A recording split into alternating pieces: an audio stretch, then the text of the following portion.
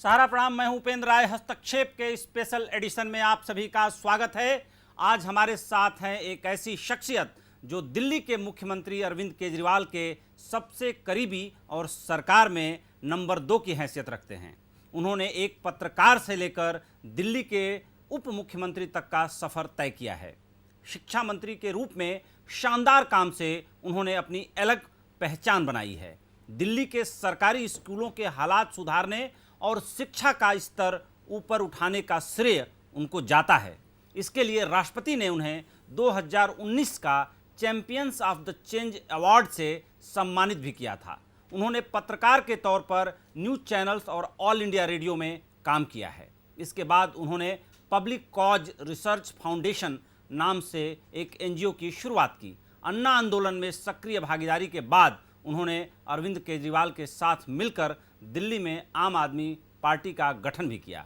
आप बिल्कुल सही समझ रहे हैं, हम बात कर रहे हैं इस समय दिल्ली के डिप्टी सीएम मनीष सिसोदिया की। मनीष जी, आपका हस्तक्षेप में बहुत बहुत स्वागत है। पहला सवाल आपसे ले रहा हूं कि कोरोना में भी कोरोना के जो केसेज हैं दिल्ली में अब 1 लाख की संख्या पार कर गई है। हालांकि इनमें ज़्यादातर लोग ठीक भी हो चुके हैं और जो एक्टिव केस हैं वो भी बहुत ज़्यादा सीरियस नहीं हैं। तो क्या ये माना जाए कि दिल्ली सरकार ने अरविंद केजरीवाल जी के नेतृत्व में कोरोना पर काबू पा लिया है? दिल्ली सरकार ने दिल्ली के डॉक्टर्स के नेतृत्व में अरविंद केजरीवाल जी, हम सब मतलब मुख्यमंत्री जी का पूरा एडमिनिस्ट्रेशन, उनकी सोच, उनकी सूझबूझ, ये सब है। लेकिन जो लड़ाई फ्रंट पे रह के दिल्ली के डॉक्टर्स ने लड़ी है, दिल्ली के मेडिकल स्टाफ ने लड़ी है। आज दिल्ली में कोरोना जब स्टेबिलिटी पर है तो इसका श्रेय उनको जाता है। उन्होंने बहुत रिस्क लेकर अपनी जान पे बहुत मेहनत की है और मैं इसका श्रेय उनको दूंगा। मुख्यमंत्री जी का नेतृत्व है। मुख्यमंत्री जी ने जिस तरह से रणनीति बनाई, जिस तरह से सभी लोगों को साथ लिया, केंद्र सरकार से लेकर सामाजिक संस्थाओं तक को, उससे डॉक्टर्स का हौसला बढ़ा और हमारे डॉक्टर्स मजबूत हुए और हम कोरोना को अब आज हम कह सकते हैं कि थोड़ा नियंत्रण में लाने में कामयाब हुए हैं। मनीष जी, दिल्ली और मुंबई, जब भी हिंदुस्तान की बात होती है तो 2 शहरों की बात अपने आप आ जाती है। दिल्ली ने अपना कदम आगे बढ़ा दिया, कोरोना के साथ जीने की कला लोगों को दिखा दी, लेकिन मुंबई में बड़ा डर और भय का माहौल बना हुआ है। मुंबई के एडमिनिस्ट्रेशन को क्या संदेश देना चाहेंगे उनके डर और भय को दूर करने के लिए? नहीं, जैसा मुख्यमंत्री अरविंद जी कहते हैं कि हमें कोरोना के साथ जीने की प्रैक्टिस करनी होगी और इसको स्वीकार करना होगा कि कोरोना है और अभी ये रहेगा, जाने वाला नहीं है। वैसे में हम डेथ्स को कैसे कंट्रोल करें मैक्सिमम, तो उसके लिए उन्होंने 5 सूत्रीय कार्यक्रम चलाया दिल्ली में।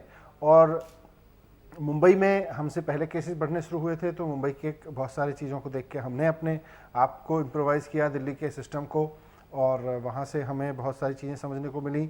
दिल्ली से के प्रयोगों से भी मुंबई और तमाम लोग बहुत समझ सकते हैं। मुख्यमंत्री जी के जो 5 पॉइंट्स हैं जिसको मैं यहाँ कह सकता हूँ कि सबसे पहला उसमें टेस्टिंग है।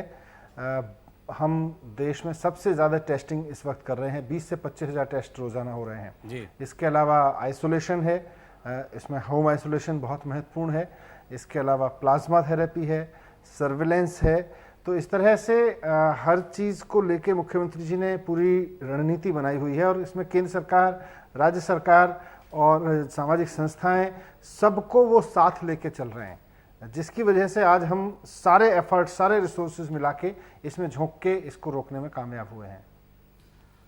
जून के पहले सप्ताह में दिल्ली की स्थिति खराब हो रही थी और विशेषज्ञों के आकलन के आधार पर आपने भी कहा था कि अगर संक्रमण की यही रफ्तार रही तो जुलाई तक मरीजों की संख्या बढ़कर दिल्ली में 5 लाख हो जाएगी। मौजूदा स्थिति के हिसाब से अब आपका क्या अनुमान है, मतलब डॉक्टर्स क्या बोल रहे हैं दिल्ली को लेकर के? अभी जो दिल्ली के जो मैंने जिनका जिक्र कर रहे हैं, मैंने ये डेटा भारत सरकार की वेबसाइट जो है, जो उन्होंने कोविड के आंकड़ों के बारे में बनाई है, उससे लिया था। और अब मैं समझता हूँ जो उस वक्त 5.5 लाख बताया गया था, अभी मैं इसलिए इसको खोल रहा था। उस वक्त जो डबल होने का रेट था वो 12 दिन में केसेस डबल हो जा रहे थे। अब करीब 30 दिन में केस डबल हो रहे हैं और इस हिसाब से देखें तो लोग ठीक काफ़ी होते चले जा रहे हैं। 70% लोग ठीक हो गए हैं। तो अब वो स्थिति नहीं है जो जून के पहले हफ्ते की स्थिति थी। अब मोटे मोटे तौर पर हमें 15,000 बेड्स की ज़रूरत 30 जून तक पड़ने वाली थी उस परिस्थिति में, अगर वैसी परिस्थिति जारी रहती। अब हमारा अनुमान है कि 31 जुलाई तक शायद 15,000 बेड्स की ज़रूरत पड़े, अगर आज की स्पीड से बढ़ा, और हम उम्मीद कर रहे हैं कि अब इससे भी नीचे जाएगा स्पीड में। तो वैसे में शायद 31 जुलाई तक उतने बेड्स की जरूरत ना पड़े, लेकिन हम 15,000 बेड्स हॉस्पिटल के तैयार हमने कर रखे हैं ताकि किसी भी व्यक्ति को आईसीयू या हॉस्पिटल बेड्स की वजह से परेशानी ना हो। बहुत बेहतर मनीष जी। लॉकडाउन न खुलने के बाद जून के पहले सप्ताह में कोरोना के मामले तेजी से बढ़ने के क्या कारण रहे, जबकि लॉकडाउन पीरियड में सरकार कोरोना के इलाज से जुड़ी सभी तैयारियां पूरी करने में जुटी थी? तो आखिर दिक्कत उस वक्त कहां पे हुई? क्योंकि लॉकडाउन में तो सब लोग आइसोलेशन में थे, उसके बाद भी केसेस बहुत तेजी से ट्रांसमिट हुए। जब लॉकडाउन खुलने की घोषणा हुई, अनलॉक 1 हुआ, तो उपेंद्र जी, हर जगह इसका ट्रेंड जो कोरोना का देखने को मिला है कि ये लॉकडाउन की वजह से स्लो तो स्प्रेड हो सकता है, लेकिन इसको रोका कहीं भी नहीं जा सका है जी। दिल्ली ने एक भूमिका, जो मुंबई और दिल्ली 2 शहरों ने देश में निभाई, कि जितने इंटरनेशनल ट्रैवलर्स थे, जो विदेशों में बसे हुए भारतीय थे, जो लॉकडाउन की वजह से बाहर रुक गए थे, उनको लाके दिल्ली और मुंबई में ही रोका गया, क्वारंटाइन किया गया। दिल्ली में 35,000 लोग ऐसे लोग आए जो लॉकडाउन खुलने के बाद विदेशों से आए थे, जिनको भारत के अलग अलग हिस्सों में जाना था, लेकिन दिल्ली में उनको रोका गया, उनको होस्ट किया गया कुछ समय के लिए। ये एक बहुत बड़ा फैसला था और उस जिम्मेदारी में रिस्क तो उठाना ही था, क्योंकि देश की राजधानी है तो रिस्क तो उठाना ही पड़ेगा। ऐसे और भी बहुत सारे कारण हो सकते हैं जिनकी वजह से दिल्ली में केस बढ़े। जहां नहीं बढ़े थे वहां से मैं आजकल सुन रहा हूं बढ़ रहे हैं। तो इसीलिए मुख्यमंत्री जी जो कहते हैं कि आप टेस्टिंग के लिए तैयार रहिए, आप आइसोलेशन की रणनीति बना के रखिए, आप हॉस्पिटल के बेड्स तैयार रखिए, कोरोना अगर आएगा तो आप उसको हैंडल कर सकते हैं। फिर बिल्कुल। राजधानी दिल्ली में केंद्र, राज्य जो है, एमसीडी, नगर निगम, अलग अलग एजेंसियां काम करती हैं। क्या आप ये मानते हैं कि शुरुआत में समन्वय की कमी रही, जिसकी वजह से लॉकडाउन खुलते ही कोरोना के मामले तेजी से बढ़ गए? अगर समन्वय बहुत मजबूत रहता तो और बेहतर कंट्रोल आता आप लोगों के हाथ में। उपेंद्र जी, ये एक पोस्टमार्टम है, किसी समय के बाद हो सकता है, आपकी बात ठीक है, और कोऑर्डिनेशन होता। कोऑर्डिनेशन में जहां भी कमी थी, फिर मुख्यमंत्री जी ने आगे बढ़ के उसको दुरुस्त भी करने की कोशिश की। गृह मंत्री जी भी आगे आए, उनके साथ भी पूरा संपर्क किया। उनकी भारत सरकार की ओर से जो भी डायरेक्शंस मिल रही थी, मुख्यमंत्री जी खुद उनका रोजाना रिव्यू करते रहे। तो और एमसीडी के साथ भी हमारी तरफ से कहीं कोई कोऑर्डिनेशन में कमी नहीं रही, पर शायद केंद्र सरकार के और सक्रिय होने के बाद एमसीडी में, जो भारतीय जनता पार्टी का शासित सिस्टम है, वो भी और कोऑर्डिनेशन के मूड में आया होगा। तो हमारी तरफ से कहीं किसी से कोऑर्डिनेशन में ना पहले कमी थी ना अब है, और वो एक स्पाइक चल रहा था जी। उसमें मुझे लगता है अब थोड़ी स्टेबिलिटी है, और ऊपर वाले ने चाहा, ईश्वर ने चाहा, तो ये स्टेबिलिटी अब नीचे की तरफ जाएगी। ऐसा हम सब दुआ भी कर रहे हैं और प्रयास भी कर रहे हैं।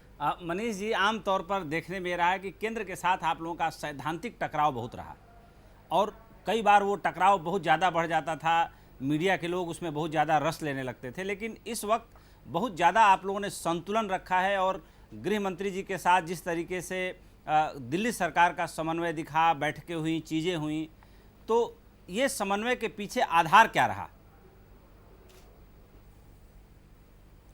इसका आधार देखिए यही है कि मुख्यमंत्री अरविंद केजरीवाल जी बार बार कहते भी हैं कि दिल्ली के लोगों ने हमको चुना है, हम दिल्ली के लोगों के लिए कुछ भी कर सकते हैं जी। और ये सब लोग जानते हैं कि अरविंद केजरीवाल जी दिल्ली के लोगों के लिए कुछ भी कर सकते हैं। किसी के हाथ जोड़ने पड़े, किसी को मनाना पड़े, किसी को समझाना पड़े, किसी से लड़ना पड़े, किसी से प्यार से बात करनी पड़े, वो सब कर सकते हैं दिल्ली के लोगों के लिए। कोरोना के समय पे हमारा किसी से कोई व्यक्तिगत झगड़े तो है नहीं, हम व्यवस्थाओं को लेके लोगों से टकराहट रहती है। कोरोना के समय पे इतने क्रिटिकल समय में कोई छोटी मोटी असहमति है भी तो हमने हमेशा उससे बातचीत से सुलझाने की कोशिश की है, और आपने देखा 2-3 बार ऐसी परिस्थितियां बनी बीच में जहां हमारे और केंद्र सरकार के बीच कुछ चीज़ों को लेकर असहमति थी। जब बातचीत हुई, मीटिंग्स में चर्चा हुई, थोड़ी खुलकर चर्चा हुई, उसके बाद में वो चीज़ें सुलझी भी, और अंतोगत जो फैसले हुए, अल्टीमेटली जो फैसले हुए वो दिल्ली के लोगों के हित में हुए। पिछले वक्त में एलजी के साथ और दिल्ली एडमिनिस्ट्रेशन, मैंने जो कह सकता हूं कि मुख्यमंत्री जी का जो एडमिनिस्ट्रेशन है, आप लोग हैं, बहुत ज़्यादा मतभेद रहते थे। लेकिन क्या ये माना जाए कि संकट काल में जब संकट बड़ा होता है तो छोटे छोटे मतभेद अपने आप समाप्त हो जाते हैं? बिल्कुल यही अप्रोच लेकर हम चल रहे हैं कि कोई छोटी मोटी चीज़ ऐसी असहमति की हो जिसमें हमें लगे कि केंद्र सरकार को ये नहीं करना चाहिए या लगे कि एलजी साहब को ये नहीं करना चाहिए, हम संकट के इस समय में उसको कोई इशू नहीं बनाना चाहते। हम सीधे चाहते हैं कि लोगों को जो चिकित्सा सुविधा चाहिए, कोरोना इतनी बड़ी महामारी है कि इसको कोई एक सरकार मिलके अपने बूते पे नहीं रोक सकती है, वो चाहे राज्य सरकार हो, चाहे केंद्र सरकार हो, चाहे हमने दुनिया की बड़ी बड़ी सरकारें जो बहुत सक्षम मानी जाती हैं, एडवांस कंट्रीज माने जाते हैं, आर्थिक रूप से संपन्न माने जाते हैं, हमने उनको भी धराशायी होते हुए देखा है। तो वैसे में अप्रोच यही है आज भी और आगे भी यही रहेगा कि संकट के इस समय में किसी मतभेद की वजह से दिल्ली वाले को कोई नुकसान ना हो, इसलिए हर चीज को किनारे करते चले जाइए। केवल और केवल दिल्ली के हित के लिए हमें काम करना है, जरूरत पड़ी तो उसी के लिए लड़ना भी है। 2013 से 2016 के बीच अक्सर देखा गया कि जब प्रधानमंत्री जी केंद्र में सरकार बनी 2014 में, जब मई में वो प्रधानमंत्री बने, अरविंद जी सीएम पहले से ही थे, तो 2014 से 2017 के बीच में काफ़ी टकराव रहा। प्रधानमंत्री को आप लोग हर मुद्दे पर घेरते थे, उनको क्रिटिसाइज करते थे, लेकिन जब अरविंद जी दोबारा चुन के आए हैं इस बार या उससे कुछ महीना पहले से ही, एक बहुत ही सम्यक जो है कहा जाता है कि संतुलित अप्रोच लेकर चल रहे हैं। क्या उन्होंने समझ लिया कि हमें प्रधानमंत्री से नहीं लड़ना चाहिए, या आप लोग ये मानते हैं कि प्रधानमंत्री जो कर रहे हैं पहले से ज़्यादा बेहतर कर रहे हैं, पहले उतना अच्छा नहीं कर रहे थे इसलिए आप लोग उनको घेरते थे और उनकी आलोचना खूब करते थे? नहीं, ऐसा मैं नहीं मानता हूँ। देखिए, आदमी आगे बढ़ता है तो सीखता भी है, चीज़ों को समझता भी है, समय के साथ अनुभव भी परिपक्व होता है, तो आप उसको उस रूप में भी देख सकते हैं। लेकिन जब से अभी चुनाव हुआ है दिल्ली और देश भर में और बल्कि दुनिया भर में ये कोरोना की महामारी से लोग जूझ रहे हैं। वैसे में किसी राय पर, किसी ऐसे उस पर मुद्दे पर आपस में विरोध हो सकता है, बहुत सारी चीज़ों में होंगे, दो पार्टियां, दो सरकारें, दो संस्थाएं, विरोध होना या मतभेद होना या दो राय होना लाजमी है। लेकिन उनको सामने लाके इस वक्त उनको सेटल करने की कोशिश करना और उसकी जगह फिर कोरोना को पीछे कर देना, आज की तारीख में देश और दुनिया के लोग अपनी अपनी सरकारों से केवल और केवल ये चाहते हैं कि आप हमें कोरोना से लड़ने में मदद करें, हमारे को बचाने के लिए जो भी हो सकता है करें।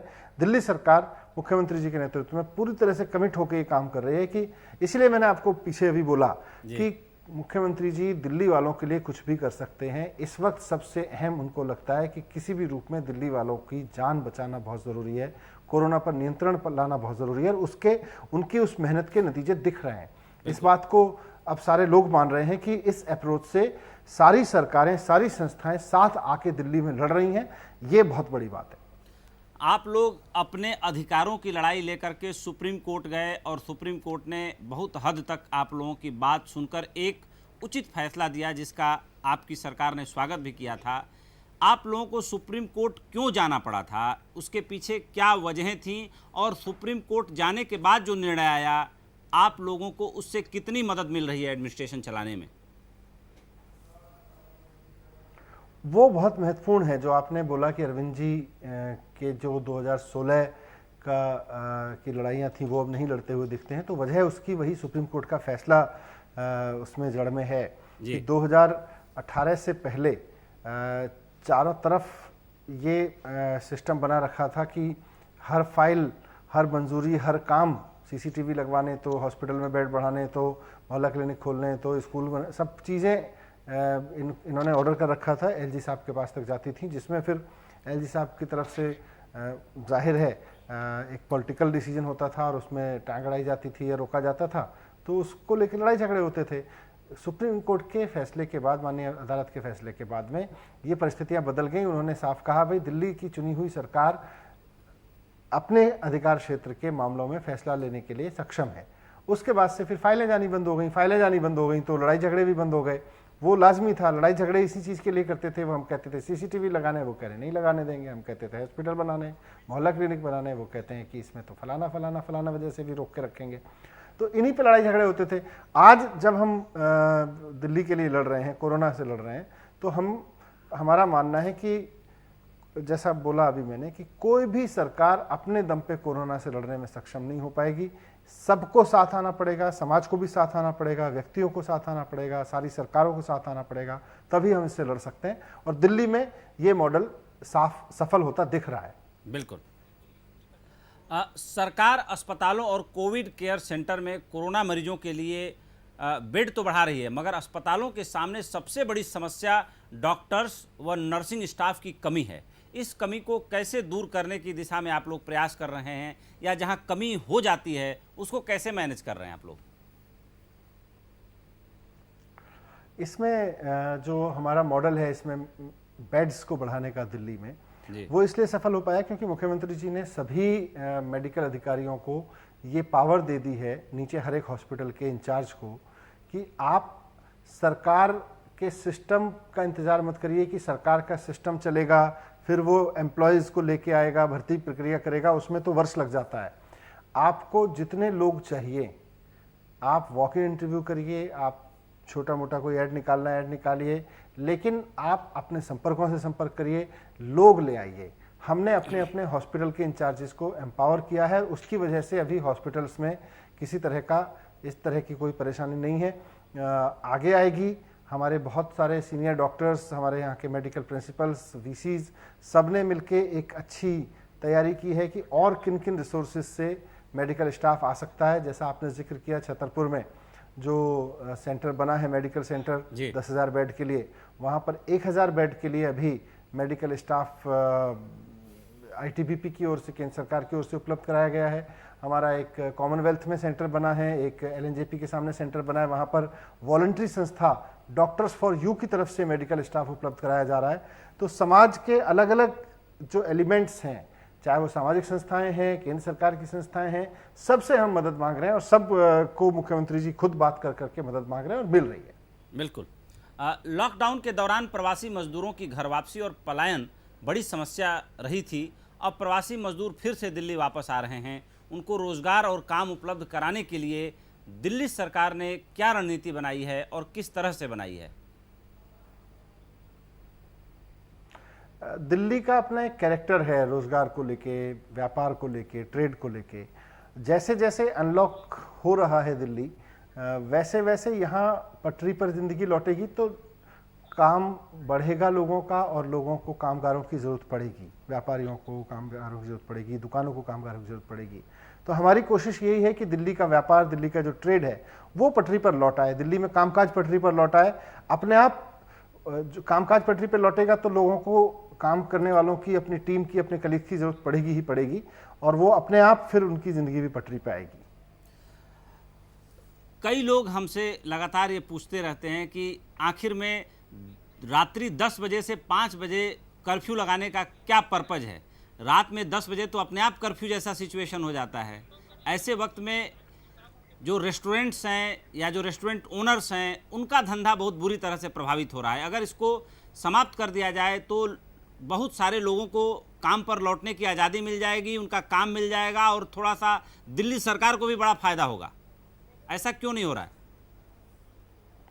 इसमें दिल्ली सरकार को जो भी गाइडलाइंस फॉलो करनी है पूरे देश में, वो केंद्र सरकार बना रही है। और हम तो चाह रहे थे मेट्रो भी खुल जाए, और हमारे हिसाब से आपकी जो व्यू पॉइंट है मैं उससे सहमत हूँ। लेकिन फिर भी हमारा मानना है कि केंद्र सरकार बहुत सारे विशेषज्ञों के साथ में, बहुत सारे इस चीज़ों को समझने वालों लोगों के साथ में बात करके, चर्चा करके कुछ फैसला लेती होगी। और अगर कहीं कुछ ऐसी बात होती है तो हम उनके सामने रखते भी हैं। 10 बजे के बाद शायद मार्केट बंद रखने की मंशा उनकी जो भी हो, लेकिन कहीं ना कहीं ये भी है कि अभी थोड़ा अनलॉकडाउन भी धीरे धीरे ग्रेजुअल तरीके से किया जा रहा है। पहले 9 बजे तक खुला था, अब 10 बजे तक खोल दिया गया है। दिल्ली में जिस तरह से अब चीज़ें स्टेबलाइज हो रही हैं, तो हम अपेक्षा रखेंगे और केंद्र से बात भी करेंगे इस बारे में कि थोड़ा सा लॉकडाउन की ये जो रात वाली परिस्थितियाँ हैं, इनको भी बदला जाए, मेट्रो को भी चालू किया जाए, ताकि लोगों को पब्लिक ट्रांसपोर्ट भी उपलब्ध हो। बिल्कुल। कोरोना संकट के चलते दिल्ली की अर्थव्यवस्था को मनीष जी कितना नुकसान हुआ है, इस वजह से दिल्ली के विकास की योजनाओं पर कितना असर पड़ा है। और मैं आज इस मंच से आप लोगों की तारीफ भी करना चाहूँगा कि आप लोगों ने सीमित संसाधनों में दिल्ली को बहुत कुछ दिया है। तो ऐसे में कोरोना के बाद विकास कार्यों को कैसे जारी रखा जाएगा? इसमें दो चीज़ें हैं, एक दिल्ली के लोगों की अर्थव्यवस्था और एक है दिल्ली सरकार का रेवेन्यू और दिल्ली के विकास कार्य जो दिल्ली सरकार की ओर से किए जाते हैं। जी।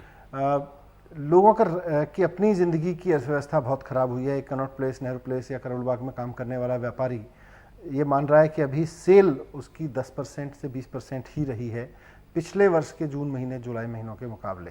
तो अगर उसकी सेल 10% 20% है, मार्केट में कंजम्पशन नीचे है, सेल नीचे है, तो उसका असर ज़ाहिरी तौर पर दिल्ली सरकार के रेवेन्यू पर भी पड़ता ही है। अगर आंकड़ों से देखें तो पिछले साल अप्रैल मई जून का जो क्वार्टर होता है, फाइनेंशियल लैंग्वेज में क्वार्टर कहते हैं इसको, उस क्वार्टर में, पहले क्वार्टर में हमें 7,500 करोड़ रुपए का रेवेन्यू मिला था और इस बार केवल 2,500 करोड़ रुपए का रेवेन्यू मिला है, जो अपने आप में इस बात का द्योतक है कि 5,000 करोड़ के करीब तो रेवेन्यू इस 3 महीने में ही सरकार को लॉस हुआ है। इसीलिए हमने आदेश दिए हुए सरकार में कि महामारी के संकट के समय में सरकार अपने सारे डेवलपमेंट कार्यों को होल्ड पे रखेगी, सिवाय हेल्थ, सैलरीज और बहुत एसेंशियल जो काम है उनको छोड़कर। अभी क्योंकि पैसा नहीं है तो अभी उसी तरह के काम किए जा रहे हैं जो बहुत एसेंशियल हैं या सैलरी से रिलेटेड हैं या हेल्थ से रिलेटेड हैं। उसके अलावा कोई सरकार की ओर से काम किया नहीं जा रहा है। हमने केंद्र सरकार से 5,000 करोड़ रुपए की मदद मांगी है अभी फौरी तौर पर, और जिस तरह से अभी कोरोना से लड़ने में अन्य मसलों पर केंद्र सरकार आगे आई है, हमें पूरी उम्मीद है कि केंद्र सरकार दिल्ली सरकार को आर्थिक सहायता देने के मुद्दे पर भी आगे आएगी। दिल्ली सरकार बिजली, पानी समेत कई मुफ्त योजनाएं चला रही हैं। चुनावी समय में आपकी पार्टी ने हर झुग्गीवासी को पक्का मकान देने समेत 10 गारंटी कार्ड योजना का भी ऐलान किया था। क्या मौजूदा आर्थिक हालात को देखते हुए इन योजनाओं को होल्ड पे रखा जाएगा या इन पर भी गहरा असर पड़ेगा? नहीं, अभी तो देखिए, अगर देखें चुनाव के बाद हमारे कार्यकाल की शुरुआत ही है। शुरुआत के 4-5 महीनों की जो ये घटनाक्रम है उसका असर थोड़ा कुछ योजनाओं को डिले करने पे पड़ता दिख रहा है, लेकिन किसी भी योजना को 5 साल के अंदर अंदर हम पूरा करेंगे, ये अभी भी हमारा कमिटमेंट है। हमने 10 गारंटी जो केजरीवाल की 10 गारंटी के नाम से मशहूर हैं, वो जो कुछ भी उसमें कहा है उन सब को हम अभी भी गंभीरता से ले रहे हैं और उन पर काम करने के लिए पूरी रणनीति बनाएंगे जैसे ही कोरोना से बाहर निकलते हैं। दिल्ली वासियों को 10 गारंटी देने वाले गारंटी कार्ड में प्रदूषण को 3 गुना तक कम करने का वादा भी शामिल है। इस दिशा में सरकार की ओर से क्या पहल हो रही है? प्रदूषण को कम करने की दिशा में आप लोग क्या योजना बना रहे हैं? प्रदूषण के लिए तो जो हमने दिल्ली में ग्रीन बेल्ट बहुत बढ़ाई है, इसके साथ साथ केंद्र सरकार के साथ मिलकर पड़ोसी राज्यों से भी बात कर रहे हैं कि जो पराली के समय का पॉल्यूशन है उसको कैसे कंट्रोल किया जाए। ई व्हीकल पॉलिसी दिल्ली सरकार ने लागू की थी अभी थोड़े समय पहले, जिसमें एक फेज वाइज मैनर में दिल्ली से जो डीजल व्हीकल है, जो पेट्रोल के व्हीकल हैं, जो पॉल्यूशन फैलाने वाले व्हीकल हैं, उनको आउट करके ई व्हीकल धीरे धीरे पूरी दिल्ली एक लंबे समय में, क्योंकि एक साथ इतने लाखों करोड़ों वाहनों को ट्रांजिट करना संभव नहीं है और किसी के लिए भी संभव नहीं होगा, तो धीरे धीरे करके फेज वाइज तरीके से दिल्ली में ई वाहन की प्रक्रिया शुरू की जाए। उसलिए ई व्हीकल पॉलिसी बनाई है, उसमें सब्सिडी से लेके ई चार्जिंग से लेके तमाम योजनाएं उसमें शामिल हैं। ये उसके कुछ मुख्य बिंदु हैं। दिल्ली सरकार ने केंद्र से जो आपने कहा कि 5,000 करोड़ की मदद मांगी है, इस पर आपको कोई आश्वासन मिला है या आपकी ओर से सिर्फ रिमाइंडर ही जारी है?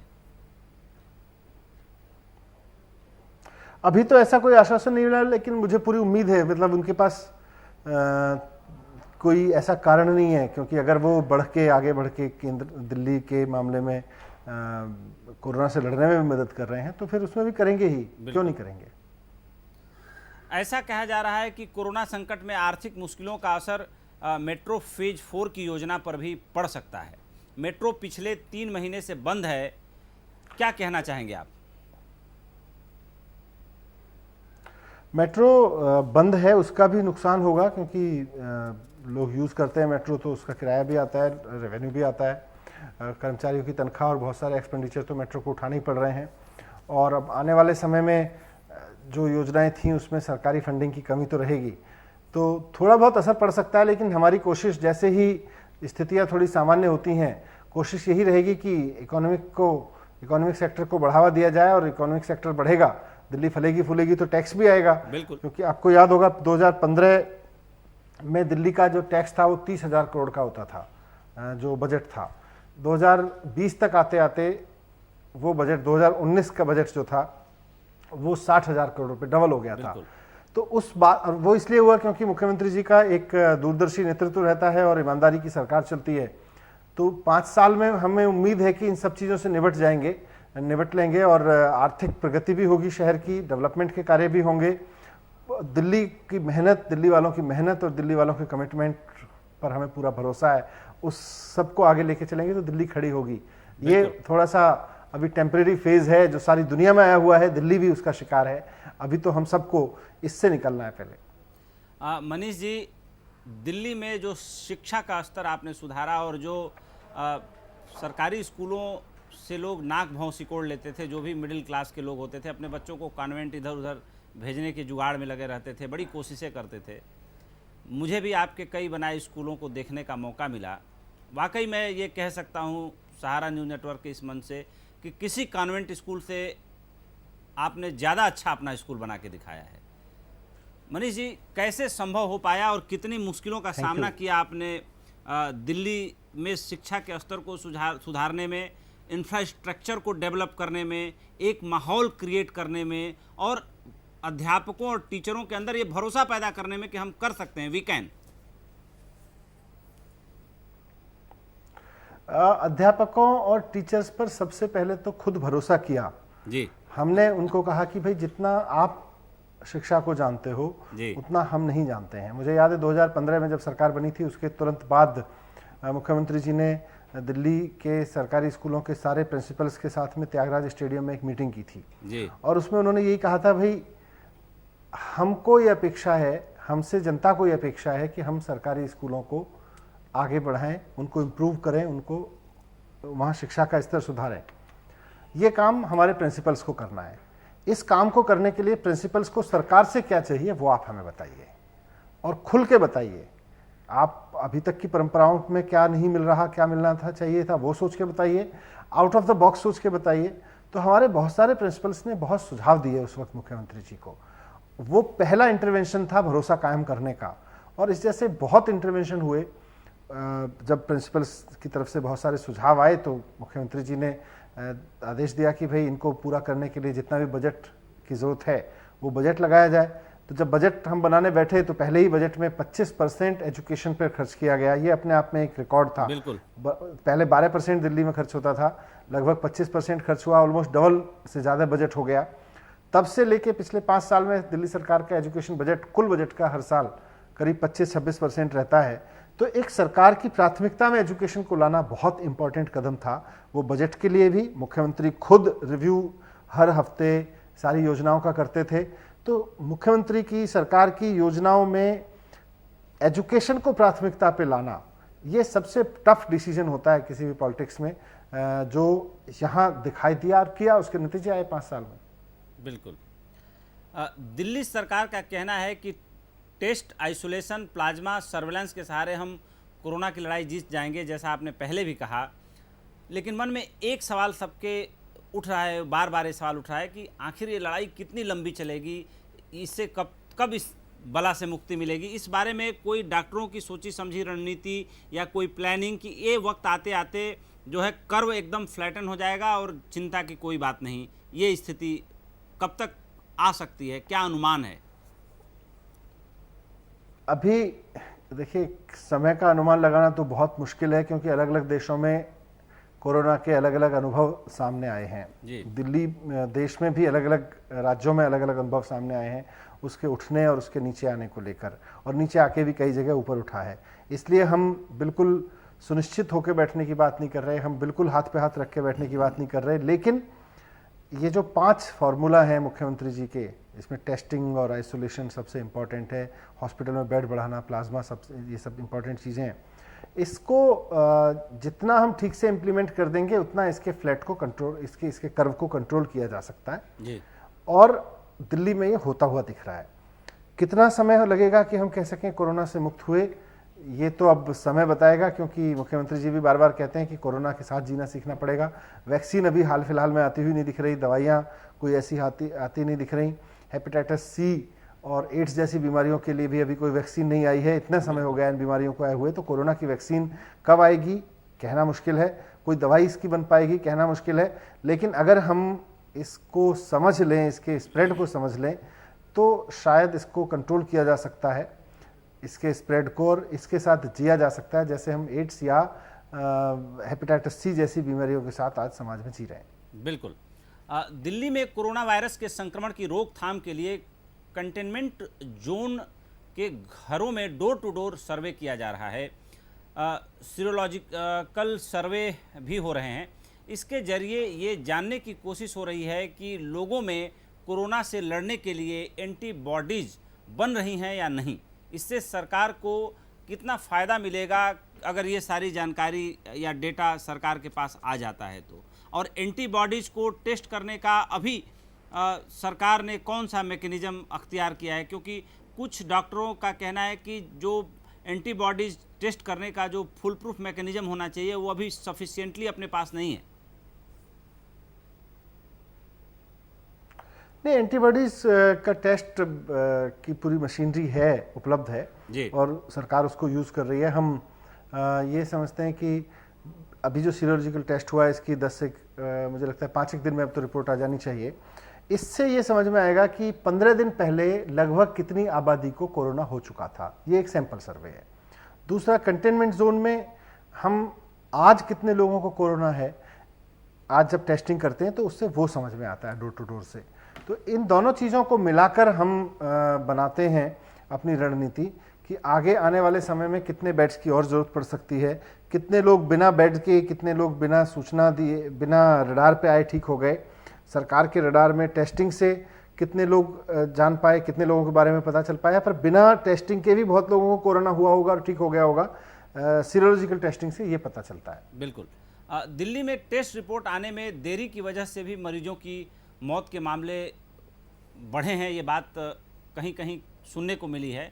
क्या दिल्ली सरकार कोई डेथ ऑडिट रिपोर्ट भी तैयार करवा रही है कि भाई जितने लोग मरे उसके पीछे मेजर वजहें क्या क्या रहीं, इससे आगे बहुत मदद मिलेगी कोरोना को समझने में, उनका इलाज करने में, चीज़ें करने में? इस तरह की कोई चीज़ आप लोग करवा रहे हैं? टेस्ट की कमी के कारण तो कोई मौत नहीं हुई, क्योंकि टेस्ट तो दिल्ली सरकार जितना कर रही है देश में कोई सरकार नहीं कर रही है। आज हम 25,000 टेस्ट कर रहे हैं, 25,000 टेस्ट तक एक दिन में कर रहे हैं। हमारा जो टेस्टिंग का एवरेज है वो राष्ट्रीय औसत से 30 गुना ज़्यादा है। तो टेस्ट की कमी तो दिल्ली में नहीं कही जा सकती। शुरुआती लेकिन जहाँ तक डेथ हो रही है, डेथ की ऑडिट कमेटी हमने बनाई है और डेथ की ऑडिट कमेटी में हमने बाकायदा एक एक डेथ का हमारे यहाँ एनालिसिस होता है कि इस डेथ के कारण क्या थे। इसी वजह से ये टेस्टिंग बढ़ाने के फैसले लिए गए, इसी वजह से जितने भी सरकार की रणनीति बनी है, क्योंकि मुख्यमंत्री जी का यही कोशिश है कि किसी भी तरह से हमको डेथ रेट नीचे लेके आना है और नीचे लेके आना है। कोरोना लोगों को होगा, इसको रोकना, हमारा ये कहना भाई अब कोरोना किसी को नहीं होने देंगे, ये शायद भ्रम होगा। लेकिन कोरोना की वजह से डेथ जितनी कम से कम हो सके ये सरकार उस पर लगी हुई है। इसीलिए बेड्स बढ़ाए जा रहे हैं, इसीलिए आईसीयू बढ़ाए जा रहे हैं, इसीलिए टेस्टिंग इतनी ज़्यादा बढ़ा दी गई है कि किसी को टेस्टिंग का जो सस्पेक्ट पीरियड होता है ना कि आज लगा कुछ हो रहा है, कल टेस्ट कराया, परसों तरसों पता चलेगा, वो सारा टाइम अब खत्म हो गया। आपको अभी टेस्ट कराना है, आप आधा घंटे में टेस्ट करा के अपनी रिपोर्ट ले सकते हैं। यहाँ आ गए हम। काफ़ी तरक्की की हमने और कोरोना को जितना जल्दी हमने समझा है और नियंत्रण पाया है, शायद दुनिया के और देशों से इस मामले में भारत कहीं ना कहीं जरूर आगे है।